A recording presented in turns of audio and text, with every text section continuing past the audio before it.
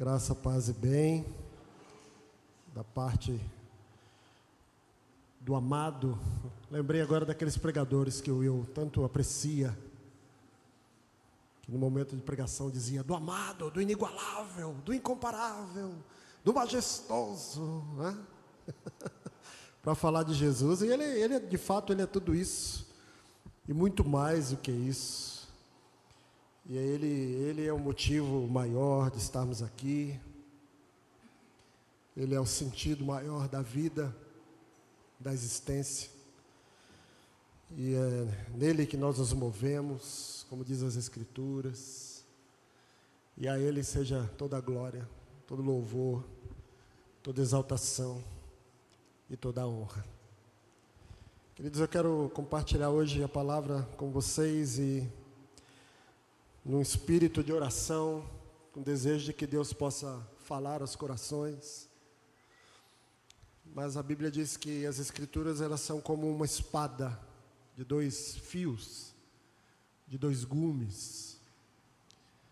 E todas as vezes que a gente se propõe a pregar, usando o texto bíblico, primeiramente ela corta a gente, né?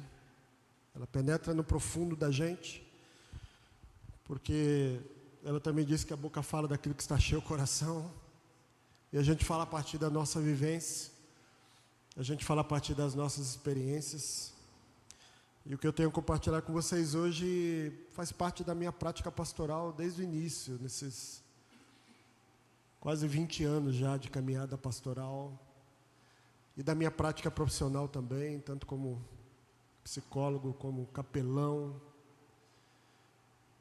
É algo que está entranhado naquilo que eu vivencio, naquilo que eu experimento. Porque eu acredito que o Evangelho precisa ter conexão com a vida, com a existência. Então eu não quero ficar aqui falando de coisas abstratas, de coisas que talvez não façam sentido, coisas muito bonitas, mas que talvez não tenham nenhuma conexão com a realidade da nossa vida, do nosso dia a dia. Então eu quero falar exatamente sobre essas questões que nos envolvem, porque a vida é incerta.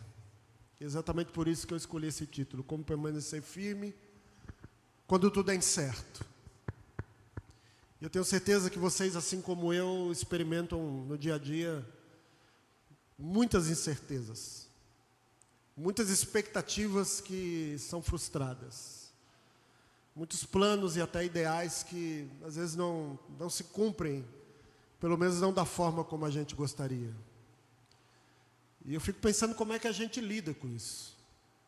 Como é que a gente lida quando a gente se organiza, como a gente se prepara, como a gente se esforça para realizar determinada coisa e aquela coisa não acontece. E o que fica, na gente? O que sobra da gente num momento como esse? Isso vale para as mais diversas áreas da nossa vida, seja área profissional, familiar, emocional, pessoal, enfim, psíquica também. Porque a gente vivencia isso. E tem um texto das Escrituras, que é o texto que eu vou ler com vocês, que está em Atos, capítulo 12, a partir do versículo 1 até o verso 19. O texto é um pouco longo, mas acho que é importante a gente fazer essa leitura, que eu acredito que trata exatamente disso. Atos capítulo 12, do verso 1 até o verso 19. Só trazendo um contexto aqui. O livro dos Atos dos Apóstolos fala do início da igreja, da formação da igreja.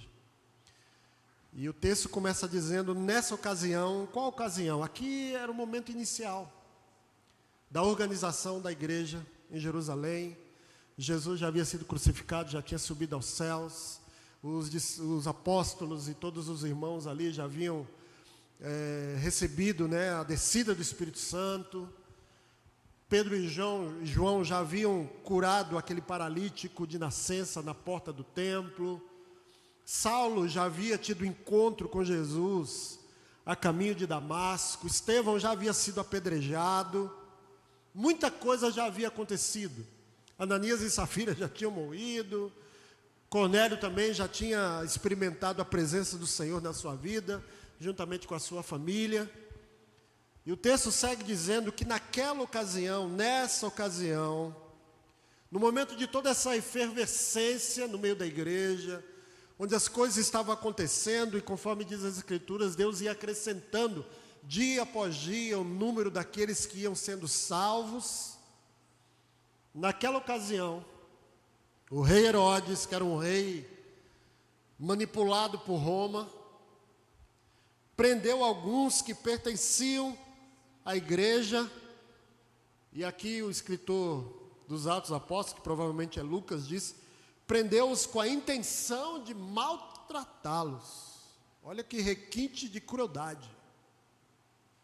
Então imaginemos nós aqui, vivendo esse momento tão bonito, como diz o Roberto Carlos, tão lindo, e imagine que se levante uma perseguição e alguns de nós são presos, com o objetivo de sermos maltratados.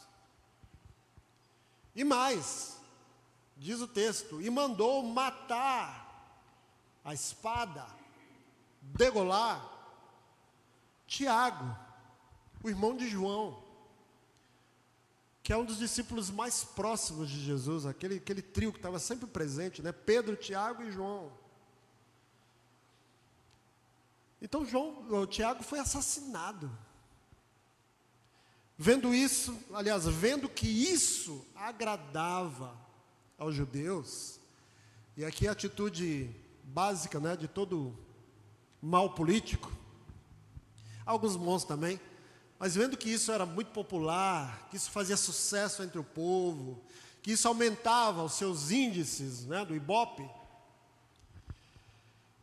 ele prosseguiu. Herodes continuou essa perseguição, prendendo também Pedro durante as festas dos pães sem fermento. Depois de prendê-lo, lançou-o no cárcere e designou 4 escoltas de 4 soldados, cada uma para guardá-lo. É como se Pedro fosse um sujeito de alta periculosidade, que precisasse estar preso num presídio de segurança máxima, acorrentado sempre a pelo menos 2 soldados, e com uma escolta de 4 soldados que se revezavam, 16 soldados para guardar um homem, uma só pessoa. E Lucas diz que Herodes pretendia submetê-lo a julgamento público depois da Páscoa. Pedro então ficou detido na prisão, mas a igreja orava intensamente a Deus por ele. E essa intenção de Herodes não era só de julgar Pedro publicamente, era de matá-lo publicamente. Porque ele sabia que isso agradava aos judeus, aos religiosos. Verso 6, na noite anterior ao dia que Herodes iria submetê-lo a julgamento, Pedro estava dormindo entre 2 soldados, preso com 2 algemas, e sentinelas montavam guarda à entrada do cárcere. Repentinamente apareceu um anjo do Senhor, e uma luz brilhou na cela. Ele tocou do lado de Pedro e o acordou. Depressa, levante-se, disse. Então as algemas caíram dos punhos de Pedro. E o anjo lhe disse, vista-se e calce as sandálias. Pedro assim o fez, e o anjo ainda lhe disse, põe a capa e siga-me. Quando ele saiu, Pedro o seguiu, mas não sabia que era real o que estava acontecendo, o que se fazia por meio do anjo. E para ele era como se fosse um sonho, tudo lhe parecia uma visão. Passaram pela primeira e pela segunda guardas e chegaram ao portão de ferro que dava para a cidade. Este se abriu por si mesmo para eles e eles passaram. Tendo saído, caminharam ao longo de uma rua e de repente o anjo o deixou, desapareceu.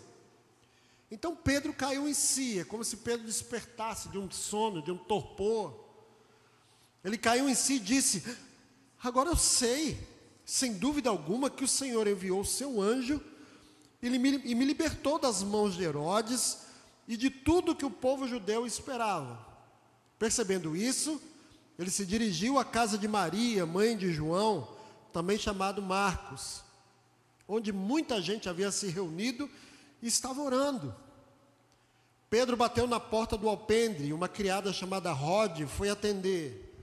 Ao reconhecer a voz de Pedro, tomada de alegria, ela correu de volta sem abrir a porta. Ficou tão emocionada que largou Pedro lá do lado de fora e foi correr e dizer aos outros: Pedro está à porta, Pedro está lá fora, batendo. E qual que é a resposta dos discípulos, mais uma vez, porque não é a primeira vez que eles fazem isso, e aliás isso vem se repetindo ao longo da história, né? Dos homens não acreditarem nas mulheres ou não reconhecerem aquilo que elas dizem.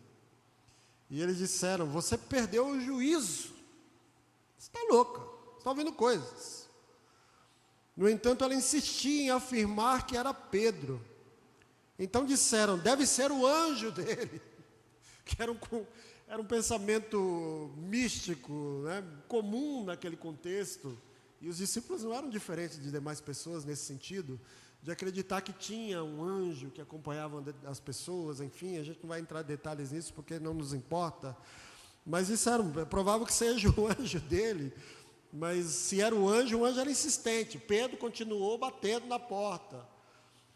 Quando abriram a porta e o viram, ficaram perplexos. Pedro, o que você está fazendo aqui? Você não estava preso lá no presídio, cercado de soldados, segurança máxima. Ele, porém, fazendo sinal com a mão para que se calassem, porque deve ter sido um alvoroço, cada um querendo entender o que estava acontecendo, ele descreveu como o Senhor o havia tirado da prisão e disse: contem isso a Tiago e aos irmãos. Pedro não sabia que Tiago havia morrido, provavelmente. Então saiu e foi para o outro lugar. De manhã não foi pequeno o alvoroço entre os soldados quanto ao que tinha acontecido a Pedro. Fazendo uma busca completa e não o encontrando, Herodes fez uma investigação entre os guardas e ordenou que eles fossem executados. Eu acredito que existem pelo menos duas formas de lidar com a vida. E eu acredito que essas duas formas estão igualmente equivocadas. De um lado está o que a gente chamaria de otimismo ingênuo, a crença de que tudo, de algum modo, sempre vai dar certo.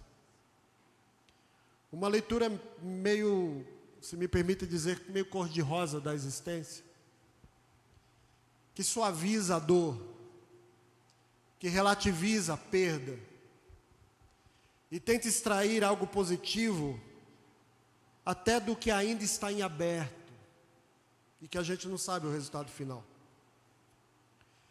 Essa postura lembra o que se convencionou chamar de síndrome de Poliana. Já ouviram essa expressão? É uma história de uma menina que aprendeu a encontrar algo bom em qualquer circunstância. A vida dela é uma tragédia. É horrível. Por exemplo, tem uma ocasião que, acho que é aniversário dela, ela tem expectativa de ganhar, né, uma boneca. E ao invés disso, ela ganha um par de muletas, como presente de aniversário. Outra ocasião, ela é presa num sótão escuro, sem ventilação, e ela consegue alcançar uma janela, e ela fica apreciando a beleza da paisagem. Então essa história se tornou meio que sinônimo de gente que anda meio que com a cabeça no mundo das nuvens, que às vezes não consegue perceber a realidade da vida. Existe algo admirável nisso, a gente não pode negar, mas quando é levado ao extremo, se torna uma forma de negação da realidade. Do outro lado, ou no outro extremo, está o que a gente chamaria de pessimismo estrutural, que é o oposto. A expectativa de que tudo tende ao fracasso, de que nada se sustenta, de que a vida é, no fundo, uma sucessão de perdas. Então, é um olhar extremamente negativo para a existência. E aqui, eu sempre gosto de lembrar dessa figura, porque fez parte da minha infância, né? Eu já falei outras vezes aqui, acho que vale a pena repetir. que é o que eu chamo de síndrome de Hard, né? Aquela hiena que tem como amigo um leão, que é curioso, porque são inimigos naturais, né? Hiena e leão não caminham juntos, mas no desenho, na fantasia, tudo é possível. E aquela hiena, ela tem um discurso sempre presente, que é, vocês se lembram qual que é? Ó vida, ó azar, ó tristeza. Isso não vai dar certo. O leão é cheio de ideias, cheio de criatividade, e a hiena já vai, já desanimada, dizendo, isso não vai dar certo, isso não vai dar certo, isso não vai dar certo. Então, essa figura que espera sempre o pior, que já entra em qualquer situação antecipando um fracasso. Esses dois extremos, embora opostos entre si, eles convergem em um mesmo reducionismo, porque ambos comprimem a complexidade da realidade a uma leitura muito simplória da vida e muito insuficiente. Porque a vida não é feita só de fracasso e a vida também não é feita só de sucesso. A gente sabe disso. A vida não cabe em nenhuma dessas duas categorias de forma absoluta. Ela é muito mais complexa, ela é muito mais ambígua e muitas vezes mais desconcertante do que a gente gostaria de admitir. E é exatamente isso que eu enxergo quando eu leio o Atos capítulo 12, verso 1 ao 19. Porque o texto, ele começa de uma forma abrupta, muito dura. Por aquele tempo, o rei Herodes estendeu as mãos para maltratar alguns da igreja e matou a espada Tiago, irmão de João. Ponto. Sem explicação, sem uma intervenção divina, sem milagre. O texto é muito seco. Gente, não está falando de qualquer um, não está falando de Tiago, irmão de João. Como eu já disse, um dos maiores amigos de Jesus, um sujeito que acompanhou Jesus nos momentos mais cruciais da sua jornada. E aí o texto é escrito de uma maneira muito estranha. Herodes estendeu a mão para matar alguns e matou Tiago, ponto. E não diz mais nada. Então, após mandar degolar um dos amigos mais íntimos de Jesus, e ver que isso agradava a multidão, Herodes manda prender Pedro em seguida. E não é uma prisão simples, ele é colocado sob forte escolta, né? Já dei os detalhes disso. E tudo aqui aponta para que Pedro tenha o mesmo desfecho que Tiago teve. Tudo sinaliza para isso. O objetivo de Herodes é matar Pedro publicamente durante a festa da Páscoa. Fazer da morte de Pedro um grande espetáculo. Mórbido, né? Horrível, mas um grande espetáculo. Mas, na noite anterior à execução, o improvável acontece. O texto diz, eis que sobreveio um anjo do Senhor, e tocando no lado de Pedro, despertou, e aí as algemas caem de uma maneira extraordinária, como se atravessasse os pulsos de Pedro. Pedro se levanta atordoado, ele não percebe o que está acontecendo, a porta se abre, ele passa, tem dois guardas ali, né, guardando ali, mas não percebem Pedro passando, e Pedro passa por essa escolta, passa pela segunda, chega num grande portão de ferro que se abre também de maneira misteriosa, e quando Pedro se dá conta, ele está no meio da rua, sozinho. É muito louco isso aqui. E o capítulo ainda termina com outro detalhe tão duro quanto o início.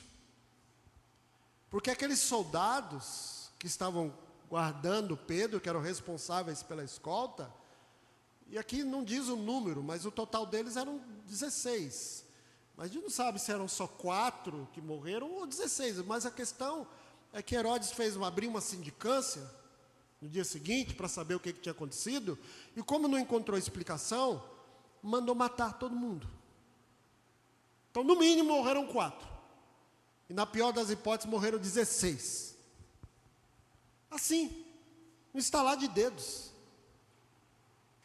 Foram executados por não conseguirem explicar a fuga que nem foi culpa deles. Foi culpa, entre aspas, de Deus. De Deus. Ou seja, no mesmo texto que a gente leu, a gente tem uma morte sem livramento, sem explicação, muito estranha. Aí a gente tem um livramento extraordinário, minuciosamente explicado. E depois a gente tem uma morte coletiva, sem sentido.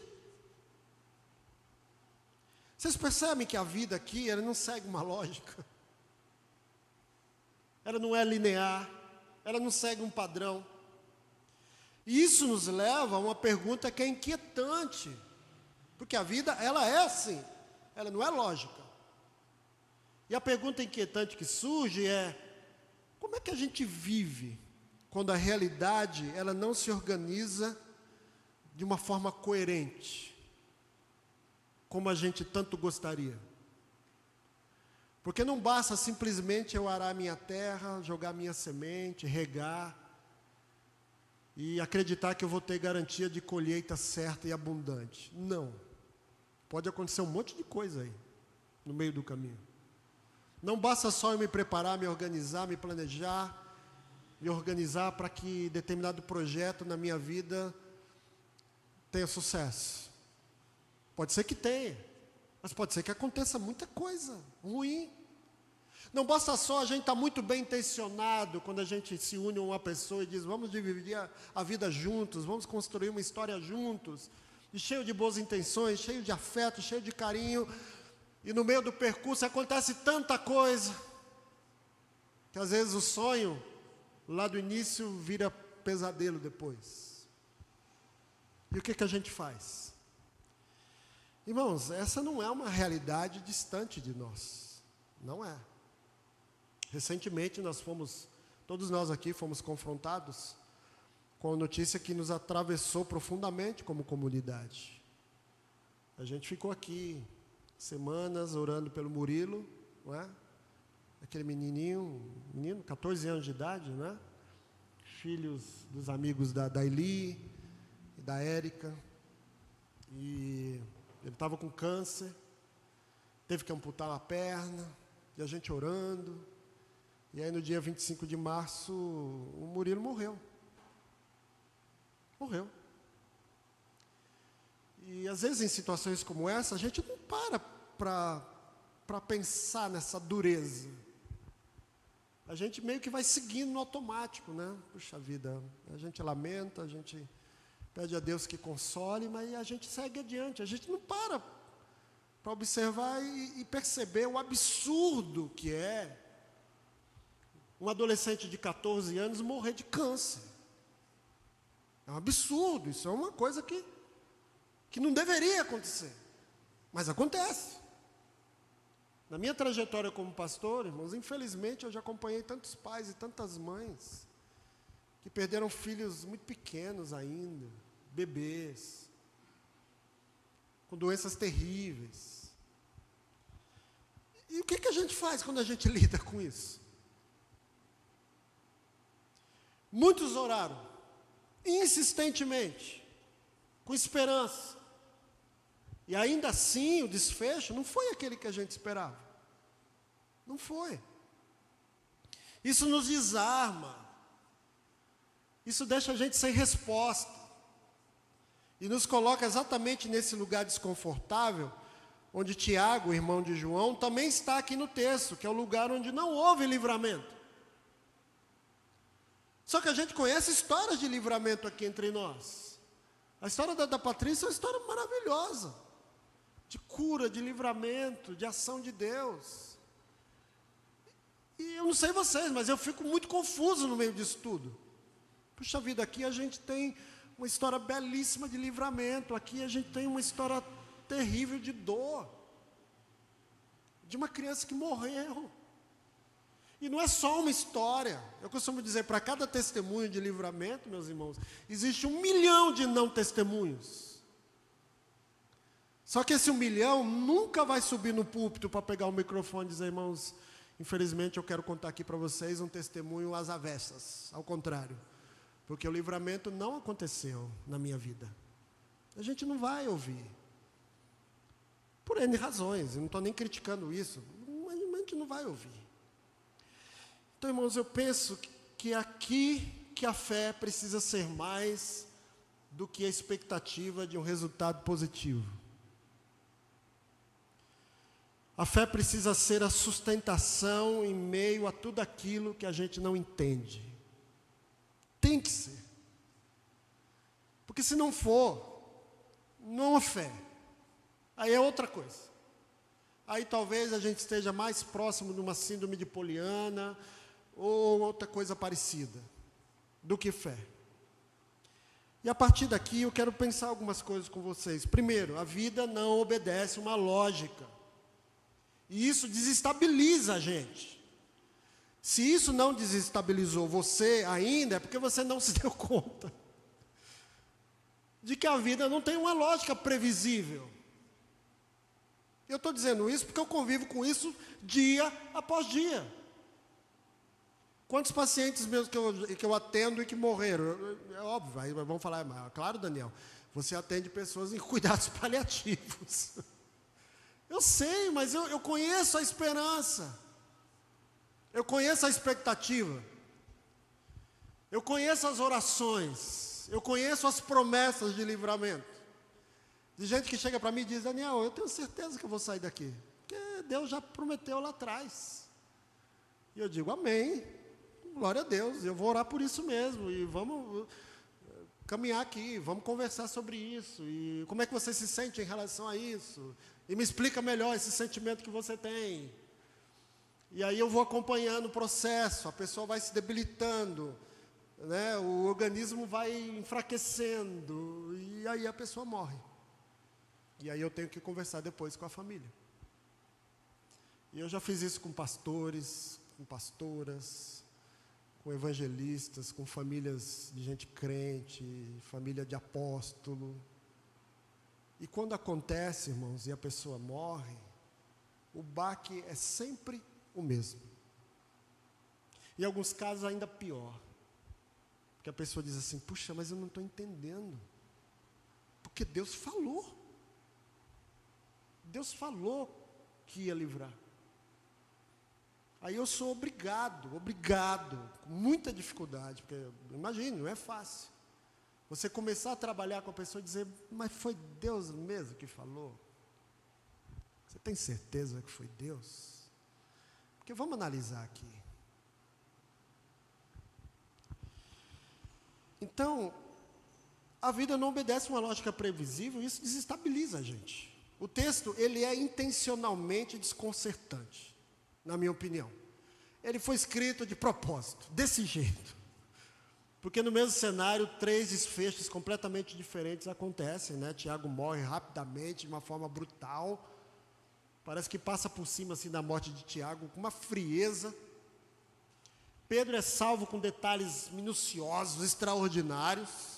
Aí aqui, se eu tivesse ali, eu ia dizer, pô, então Deus ama mais a Pedro do que Tiago, não é possível. E os soldados são mortos por mera formalidade, como efeito colateral de um sistema burocrático. Alguém tem que pagar a conta. Não sabe o que aconteceu? Então morre todo mundo. Não tem um equilíbrio narrativo. E não tem um equilíbrio narrativo porque na vida não há equilíbrio. Não há. O Eclesiastes, que está na Bíblia, já apontava isso. A gente aqui não se ligou, né? Eu gosto do livro do Eclesiastes, embora seja um livro extremamente azedo. Porque lá no determinado versículo diz assim, o justo nem sempre prospera, e o ímpio nem sempre colhe o mal que planta. E a doutrina da prosperidade não pode passar perto desse versículo, mas de jeito nenhum. Porque o justo nem sempre prospera. O ímpio nem sempre colhe o mal que planta. Há um elemento de contingência, de imprevisibilidade que atravessa a nossa existência. E isso exige maturidade espiritual. Porque enquanto nós esperamos explicações, a vida segue. Ela continua acontecendo. E isso é que é doloroso. Porque eu acompanho famílias que estão de luto, em que a vida desmoronou, Mas elas olham lá fora e a vida segue normal. As pessoas continuam trabalhando, estudando, projetando, viajando, amando. Mas para quem está lidando com a dor, é difícil, porque a vida parece que estaciona ali. Mas o resto do mundo segue. Um médico experiente, certa vez, ele disse que, ele relatou, um caso de 2 pacientes com o mesmo diagnóstico, com idade semelhante, o tratamento idêntico, e que tiveram desfechos completamente opostos. Um se recuperou plenamente, e o outro faleceu, poucos dias depois. E aí o médico disse, olha, se medicina fosse matemática, uma coisa certa, exata, eu saberia exatamente quem viveria e quem morreria. Mas não é assim. Há algo na vida que escapa aos nossos cálculos. E escapa. Então, como é que a gente aplica isso na vida da gente? Primeiro, nem tudo que acontece é proporcional. Às vezes você se organiza, o resultado dá errado. Às vezes a gente até meio relapso, e aí a coisa dá certo. Você nem esperava e a coisa acontece. Nem tudo que acontece é compreensível. Aliás, eu diria que a maioria das coisas não são. Nem tudo que acontece é explicável. A fé não organiza a vida em lógica. A fé sustenta a vida no meio da falta de lógica. Precisa ser assim. Outra coisa interessante. Experiências com Deus são pessoais, não universais. Pedro tem aquela experiência e ele declara com convicção: o Senhor me livrou. Essa afirmação é verdadeira para Pedro, mas não pode ser aplicada a Tiago. Não pode.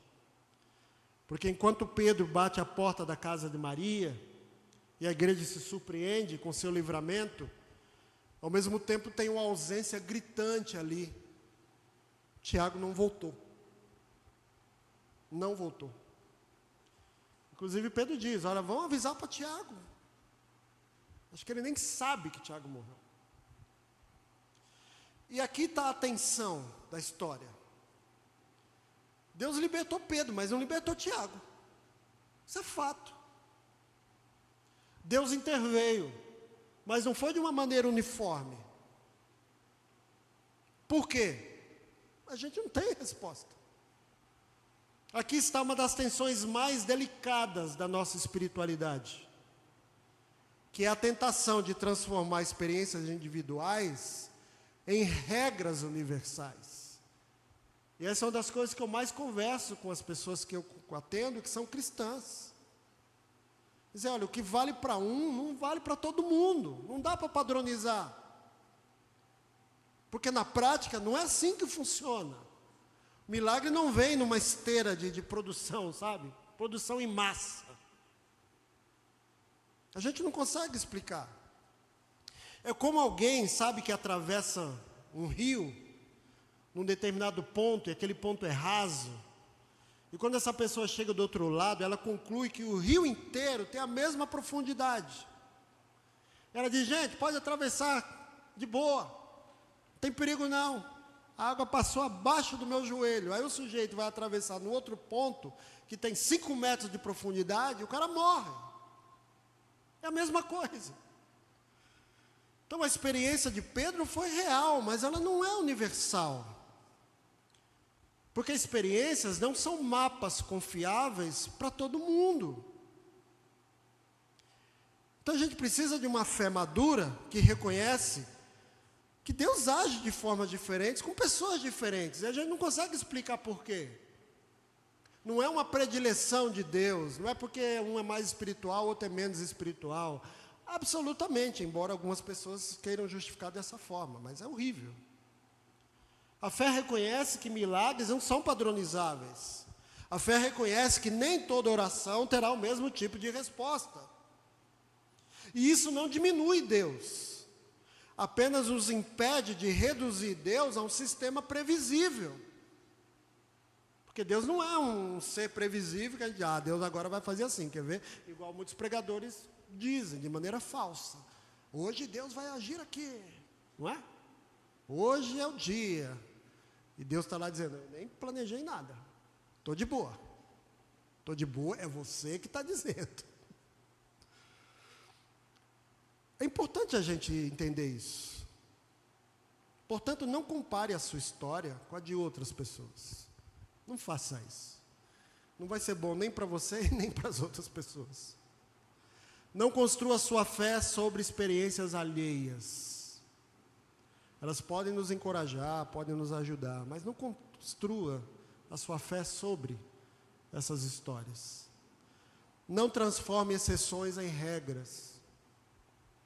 Não interprete a ausência de milagre também como ausência de Deus, porque não é. E aí vem um terceiro ponto. Deus age muitas vezes de forma silenciosa e imperceptível. Um dos detalhes mais ricos e mais interessantes nesse texto, para mim, é a percepção tardia que Pedro tem. Fiquei tentando entender por que isso. Nenhum outro milagre, pelo menos no Novo Testamento que eu me lembre, acontece dessa forma. Da pessoa estar meio que, eu estou sonhando, o que está acontecendo? Eu estou levantando aqui, eu estou sendo conduzido, mas eu não estou sacando o que está rolando aqui. Não, enquanto tudo acontece, ele não entende, ele acha que está sonhando. Né? O texto diz que ele não sabia se era real, o que estava acontecendo, se era uma visão, se era um sonho. Só na rua que ele percebe. Isso revela uma coisa essencial. Nem sempre a gente reconhece a ação de Deus enquanto ela está acontecendo.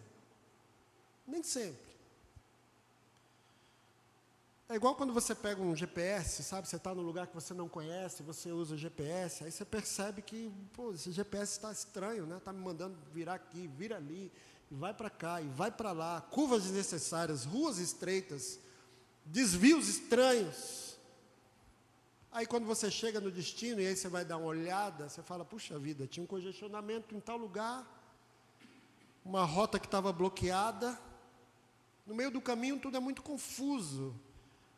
No final faz sentido, eu fico com essa expectativa, que talvez no final faça sentido. Por enquanto não faz, mas talvez faça. Porque eu acredito num Deus que age, não intervindo o tempo todo. A gente já falou tanto sobre isso, eu tenho muita dificuldade de entender Deus, um Deus sempre intervencionista, nos mínimos detalhes da vida, porque não é isso que me parece que acontece. Mas eu acredito sim num Deus que age em silêncio, na maioria das vezes. Porque nem todo silêncio é ausência. Nem todo silêncio é ausência divina. Nem toda confusão é desordem. Nem todo processo incompreensível é abandono. Nem todo. Há coisas que só fazem sentido depois que elas se completam. Depois que elas se concluem. Nem sempre a gente percebe Deus no processo, mas isso não significa que Deus não estava presente. Aí você diz, ok, Daniel, tudo muito legal, muito bacana, mas diante de uma vida imprevisível, de experiências não padronizáveis e de uma ação divina muitas vezes silenciosa, o que a gente faz? Eu acredito que a partir daqui surgem pelo menos 3 posturas que eu acredito que são essenciais. Primeiro, viva com uma intensidade consciente, porque o controle da vida é uma ilusão. O controle da vida é uma ilusão. Eu lido com pessoas no dia a dia que elas acreditam que têm o controle da vida. Acreditam que têm. Eu não estou dizendo que você não deve se planejar, que você não deve organizar, que você não deve se preparar para amanhã, absolutamente. Faça isso, pelo amor de Deus. Mas entenda que a vida não é controlável. Então viva com uma intensidade que é consciente disso. Pedro não sabia que ele seria liberto naquele dia, naquela noite, melhor dizendo. Tiago não sabia que ele morreria quando ele morreu. A vida não anuncia os seus desfechos com antecedência, na maioria das vezes. Não sabemos o que vem pela frente. E isso não deve ser motivo de desespero. Isso aqui tem que ser um convite à lucidez. À lucidez. Não sei se é por conta dessa experiência que eu tenho, mas eu desenvolvi um hábito que para alguns talvez seja meio mórbido. Mas para mim é interessante. Às vezes eu estou saindo de casa e eu digo, e se hoje for meu último dia? E se eu não voltar para casa hoje? É horrível, né? Eu sei que é. Mas eu penso isso com frequência. A minha mulher está sabendo disso agora, juntamente com todos vocês. Não é que eu estou imaginando que vai acontecer uma desgraça. Não, é porque eu penso mesmo. Eu falei, e se hoje for o meu último dia? Porque quantas pessoas vivenciaram isso? Saíram de casa, não sabiam, e era o último dia. Alguém já disse, não sei se foi o Luiz Fernando Veríssimo, mas eu acho essa frase sensacional. Viva cada dia como se fosse o último. Um dia você vai acertar. E é verdade. É verdade. A vida não anuncia os seus desfechos. Tem uma história que conta, que diz que um velho lavrador, ele tinha, para trabalhar ali na sua propriedade, ele tinha só um cavalo. Um único cavalo, que era muito precioso, porque era essencial para o seu trabalho no campo. Um dia esse cavalo meteu louco e fugiu. Fugiu para as montanhas. Foi embora. Aí os vizinhos rapidamente se reuniram, foram consolar o homem, disseram, puxa, que azar, hein? Que coisa terrível. Só tinha um cavalo e o cavalo fugiu. E o lavrador, que era um homem experiente, ele respondeu calmamente, azar, sorte, quem é que sabe? Dias depois o cavalo voltou. E ele não voltou sozinho, ele veio acompanhado de alguns cavalos selvagens que ele encontrou. Então, que antes era um cavalo só, agora virou, né, pequeno grupo ali de cavalos. Aí os vizinhos se animaram, né, foram lá, abraçaram, disseram, puxa, que sorte incrível você teve. Aí de novo ele respondeu, sorte, azar, quem é que sabe? Aí o filho do lavrador, que era filho único, foi tentar domar um dos cavalos selvagens que chegaram ali. E aí ele caiu do cavalo e quebrou uma das pernas. Aí novamente os vizinhos disseram, que desgraça, que azar terrível, puxa vida. E qual foi a resposta do lavrador? Azar, sorte, quem é que sabe? Semanas depois, o exército passou pelaquela aldeia, recrutando jovens para a guerra. Todos foram levados, menos o filho daquele lavrador por causa da perna que estava quebrada. E o lavrador, mais uma vez, apenas disse, sorte, azar, quem é que sabe? Ninguém sabe.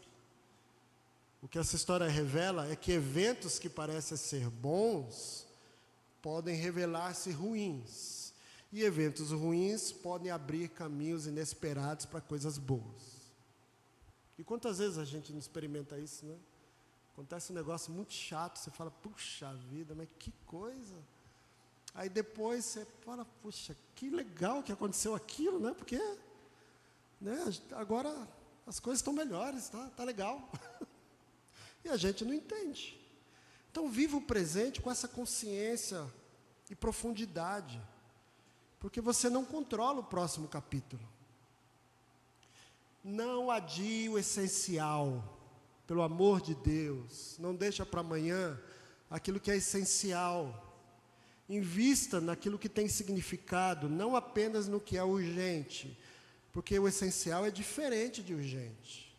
Urgente pode ser aquele relatório que está lá em cima da tua mesa e que o seu chefe falou, eu preciso disso aqui para ontem.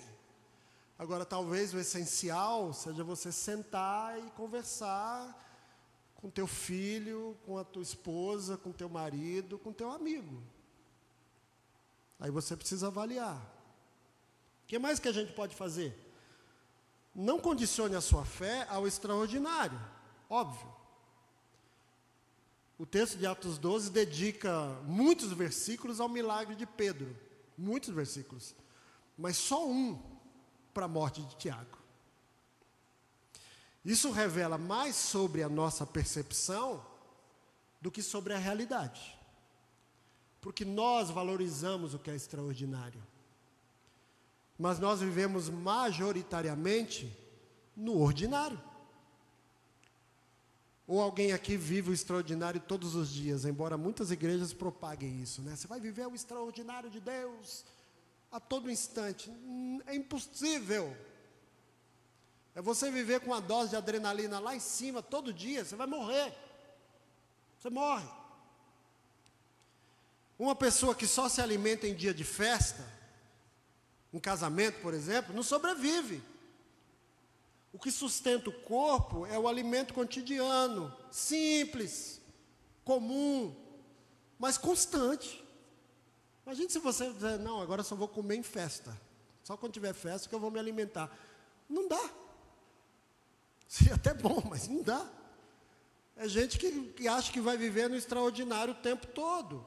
Porque a fé também é assim, ela é nutrida no ordinário, não é no excepcional. Não é no excepcional. Porque a fé que depende de eventos extraordinários é frágil. É uma fé muito raquítica, sem força. Então, a sua fé e a minha fé, porque o texto está falando comigo em primeiro lugar, ela precisa sobreviver aos dias comuns. Ela tem que sobreviver aos dias comuns. A sua fé precisa permanecer quando não há respostas. A sua fé precisa existir mesmo quando não há livramento visível. E por último, meus irmãos, reconheça Deus em todos os cenários. Reconheça a presença de Deus em todos os cenários. Não estou dizendo para você acreditar que Deus está criando todos os cenários. Porque eu não consigo conceber Deus, por exemplo, matar o filho de alguém para tentar ensinar uma lição que a gente nunca sabe qual é. O que eu estou dizendo não é que Deus criou a situação, que Deus fez aquilo acontecer. Mas o que eu estou dizendo é para você, de algum modo, e eu também, nós tentarmos reconhecer Deus presente em todos os cenários. Porque Deus não estava só na libertação de Pedro. Não posso conceber isso. Eu acredito que Deus também estava na dor da família de Tiago. Acho que quando Pedro disse assim, gente, vá avisar os demais irmãos, avisem Tiago, família, os amigos todos que estavam ali, o pessoal engoliu seco. Os olhos se encheram de lágrimas. O texto não diz, mas eu imagino ele dizendo, Pedro, senta um minutinho aqui que a gente precisa conversar. Aconteceu um negócio muito terrível.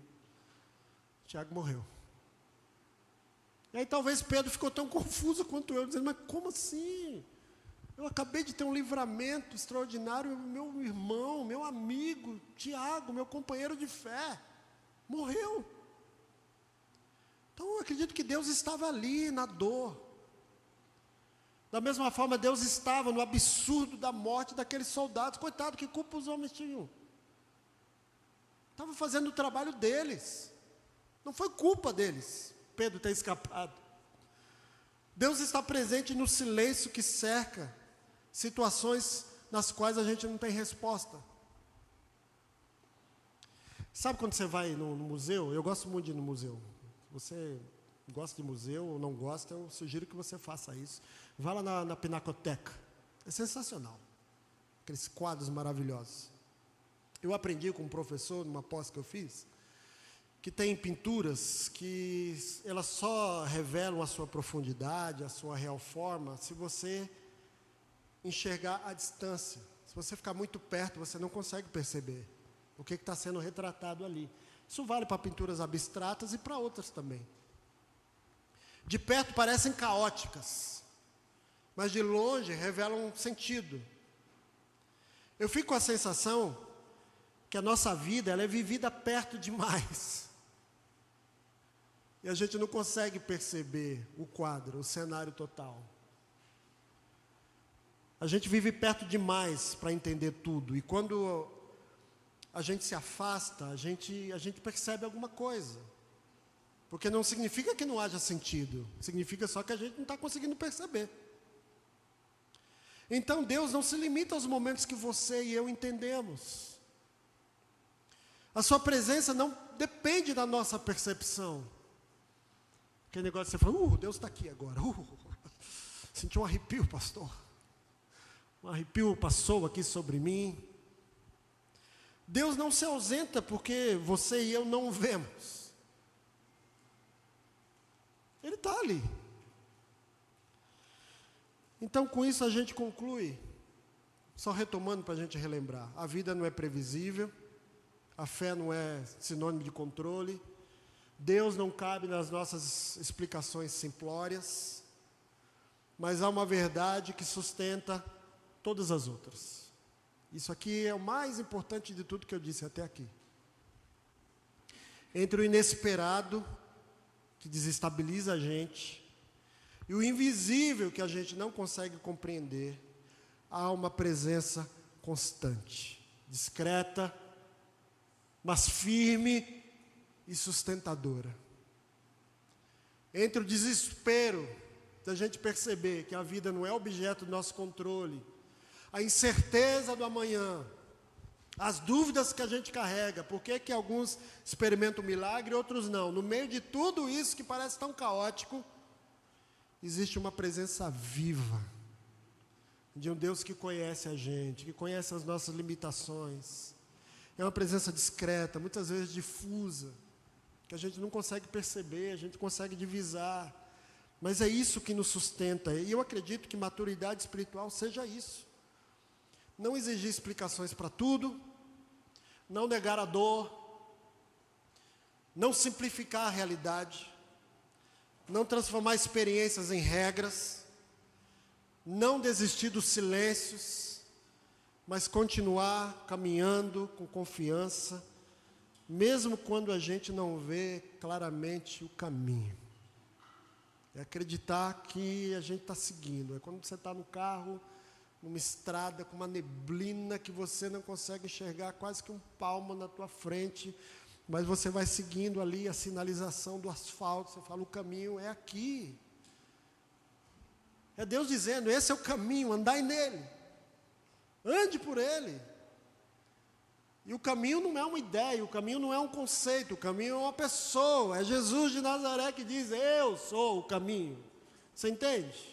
Eu sou o caminho que conduz a uma verdade que gera vida. Eu sou o caminho, verdade e vida.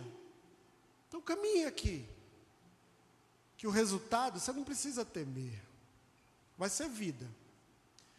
E aí entra os paradoxos. Mesmo que você morra, vai ser vida. Porque quem nele crê, ainda que esteja morto, viverá. Como a gente explica isso? Não sei. Mas aí é questão de fé. Porque tem uma presença maior que tudo sustenta. Amém, meus irmãos? Eu quero orar com você nesse instante. Senhor Deus, diante de tudo o que não entendemos, nós nos colocamos à Tua presença. Quando a vida não fizer sentido, sustenta os nossos corações. Quando as respostas não vierem, fortaleça a nossa fé.